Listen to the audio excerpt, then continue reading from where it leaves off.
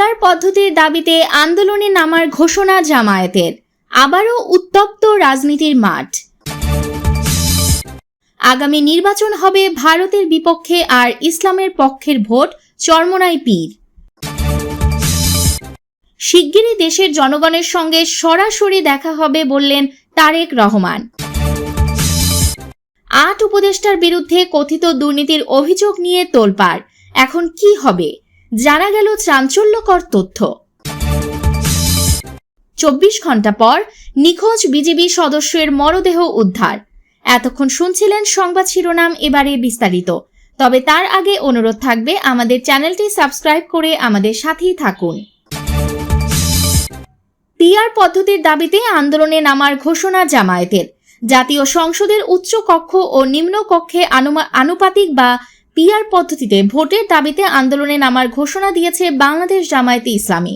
রোববার বিকেলে প্রধান নির্বাচন কমিশনার এএমএম নাসির উদ্দিনের সাথে বৈঠক শেষে সাংবাদিকদের একথা জানান জামায়াতে ইসলামীর নায়েবে আমির সৈয়দ আব্দুল্লাহ মোহাম্মদ তাহের। তিনি বলেন, সংসদে উচ্চ কক্ষে পিআর পদ্ধতিতে ভোটের ব্যাপারে আমরা একমত হয়েছি, কিন্তু আমাদের দাবি হচ্ছে পিআর হতে হবে উচ্চ কক্ষ ও নিম্ন কক্ষে।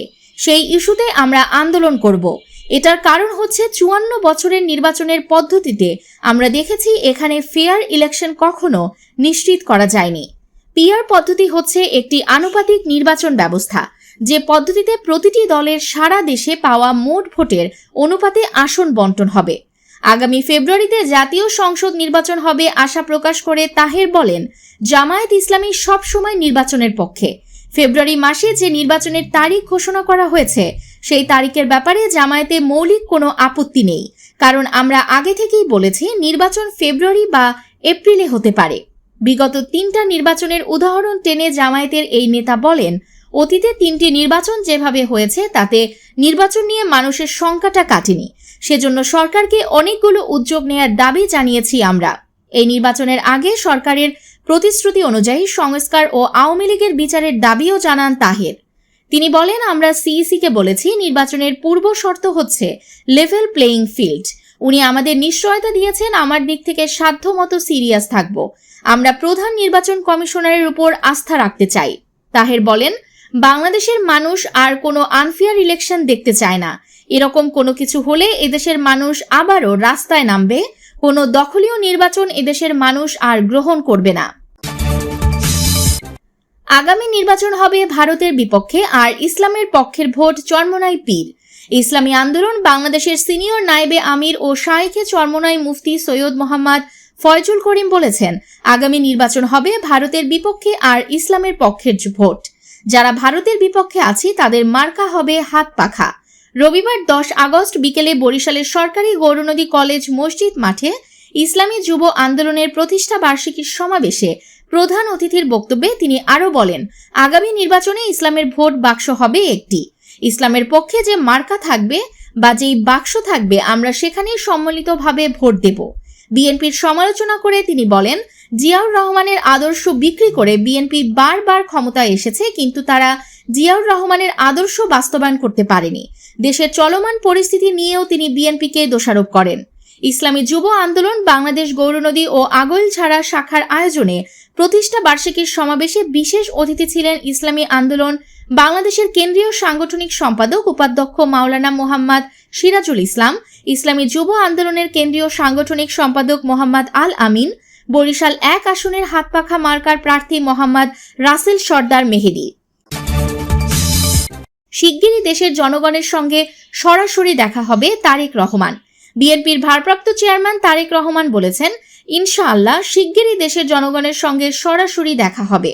রবিবার 10 আগস্ট রাজশাহী মহানগর বিএনপির সম্মেলনে প্রধান অতিথির বক্তব্যে তিনি একথা বলেন।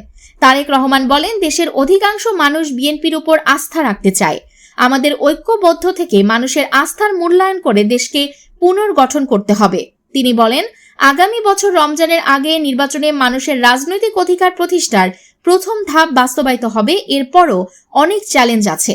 বিগত সরকারের সমালোচনা করে তারেক রহমান বলেন, স্বৈরাচার এদেশের অর্থনীতি, স্বাস্থ্য, আইন শৃঙ্খলা রক্ষা বাহিনীকে ধ্বংস করে দিয়েছে। তা আবার পুনর্গঠন করবে বিএনপি। সে লক্ষ্যের দিকেই এগিয়ে যাচ্ছি আমরা। তিনি বলেন, ক্ষমতায় এসে দেশে বিদেশে দক্ষ কর্মসংস্থানের ব্যবস্থা গড়ে তুলতে হবে। শিক্ষার আলো শিক্ষার্থীদের মাঝে পৌঁছে দিতে হবে, তাদের ভবিষ্যতের জন্য গড়ে তুলতে হবে। দলীয় নেতাকর্মীদের উদ্দেশ্যে তিনি বলেন, দলকে জনগণের কাছে নিয়ে যেতে হবে, তাদের মনে আস্থা সৃষ্টি করতে হবে, তাদের নিয়েই আমাদের কাজ করতে হবে। 8 উপদেষ্টার বিরুদ্ধে কথিত দুর্নীতির অভিযোগ নিয়ে তোলপাড়, এখন কি হবে? বিএনপি চেয়ারপারসন খালেদা জিয়ার একান্ত সচিব এবিএম আব্দুস সাত্তার সরকারের 8 জন উপদেষ্টার সীমাহীন দুর্নীতির প্রমাণ নিজের কাছে রয়েছে দাবি করার পর এ নিয়ে রাজনৈতিক অঙ্গনে ব্যাপক আলোচনা শুরু হয়েছে। গত বছর 8ই আগস্ট অধ্যাপক মোহাম্মদ ইউনূসের নেতৃত্বাধীন অন্তর্বর্তী সরকার ক্ষমতায় আসার পর একসঙ্গে এতজন উপদেষ্টার বিরুদ্ধে এই প্রথম কোনো দুর্নীতির অভিযোগ আসার পরপরই সরকারের দিক থেকে তা প্রত্যাখ্যান করা হয়েছে। মিস্টার সাত্তার ঢাকায় এক অনুষ্ঠানে উপদেষ্টাদের বিরুদ্ধে দুর্নীতির অভিযোগ আনার পর সরকারের মন্ত্রিপরিষদ সচিব শনিবার এক বিবৃতিতে অভিযোগকারীর কাছে থাকা সব প্রমাণ যথাযথ কর্তৃপক্ষের কাছে জমা দিতে আহ্বান জানিয়েছেন। ওই দিন এক বিবৃতি বিএনপির মহাসচিব মির্জা ফখরুল ইসলাম আলমগীর বলেছেন, মিস্টার সাত্তারের ওই বক্তব্যের দায় সম্পূর্ণ তার এবং এর সাথে তার দলের কোনো সম্পর্ক নেই। কিন্তু মিস্টার সাত্তার এখনও তার বক্তব্য প্রত্যাহার করেননি। সে কারণে সরকার বা দুর্নীতি দমন কমিশন এ বিষয়ে কোনো পদক্ষেপ নিবে কিনা কিংবা অভিযোগকারী নিজেই সরকারের আহ্বানে সাড়া দিয়ে তথ্য প্রমাণ জমা দিবেন কিনা তা নিয়ে আলোচনা হচ্ছে। দুর্নীতি বিরোধী সংস্থা টিআইবির নির্বাহী পরিচালক ডক্টর ইফতেখারুজ্জামান বলছেন, সাবেক সরকারি কর্মকর্তা মিস্টার সাত্তার দুর্নীতির বিষয়ে সুনির্দিষ্ট অভিযোগ করে বক্তব্য দিয়েছেন। সে কারণে তার উচিত হলে দালিলিক প্রমাণগুলো সরবরাহ করা। সিপিডির সম্মাননীয় ফেলো দেবপ্রিয় ভট্টাচার্য বলছেন, অভিযোগকারী সরকারের আহ্বানে সাড়া দিয়ে তথ্য উপাত্ত না দিলে ভবিষ্যতে দুর্নীতির অভিযোগ আসলে তা গুরুত্ব হারানোর আশঙ্কা তৈরি হবে। শনিবার থেকেই মিস্টার সাত্তার তার ফোন বন্ধ করে রাখায় তার কোনো বক্তব্য পাওয়া যায়নি। যোগাযোগ করেও বক্তব্য পাওয়া যায়নি দুর্নীতি দমন কমিশন থেকেও। 24 ঘন্টা পর নিখোঁজ বিজিবি সদস্যের মরদেহ উদ্ধার। সিলেটের গোয়াইনঘাটে ভারত থেকে আসা চোরাই পণ্য ও চোরা কারবারিদের ধরতে গিয়ে নৌকা ডুবে নিখোঁজ হওয়া বিজিবি সদস্য সিপাহী মাসুম বিল্লার মরদেহ উদ্ধার করা হয়েছে। রোববার 10ই আগস্ট বিকেল 5টার দিকে নিখোঁজ হওয়ায় প্রায় 24 ঘন্টা পর তার মরদেহ উদ্ধার করা হয়। বিষয়টি নিশ্চিত করেছেন 48 বিজিবি অধিনায়ক লেফটেন্যান্ট কর্নেল মোহাম্মদ নাজমুল হক। তিনি জানান, ফায়ার সার্ভিস, পুলিশ, বিজিবি এবং স্থানীয় লোকজনের যৌথ প্রচেষ্টায় মরদেহ উদ্ধার করা হয়েছে। তিনি আরও জানান, মাসুম বিল্লা ছিলেন 48 বিজিবি ব্যাটালিয়নের সোনারহাট ক্যাম্পের সৈনিক। গতকাল বিকেলে গোয়াইনঘাট উপজেলার সদর ও পশ্চিম জাফলং এলাকার ইছামতির নদীতে ভারত থেকে আসা পণ্যবাহী একটি নৌকা থামানোর সময় দুটি নৌকায় ধাক্কা লেগে ডুবে যায়। এ সময় ঘটনাস্থলে থাকা অন্য একজন বিজিবি সদস্য এবং নৌকার মাঝি নিরাপদে কিনারে উঠলেও মাসুম বিল্লা পানিতে ডুবে যান। এরপর স্থানীয়দের খোঁজাখুঁজির পরও তাকে পাওয়া যায়নি। প্রিয় দর্শক, ভিডিওটি ভালো লাগলে অবশ্যই ভিডিওটিতে একটি লাইক করবেন এবং আপনার মূল্যবান কথা কমেন্ট বক্সে লিখে আমাদেরকে জানিয়ে দিবেন। আমাদের চ্যানেলে নতুন হলে চ্যানেলটি সাবস্ক্রাইব করে আমাদের সাথেই থাকবেন। ধন্যবাদ।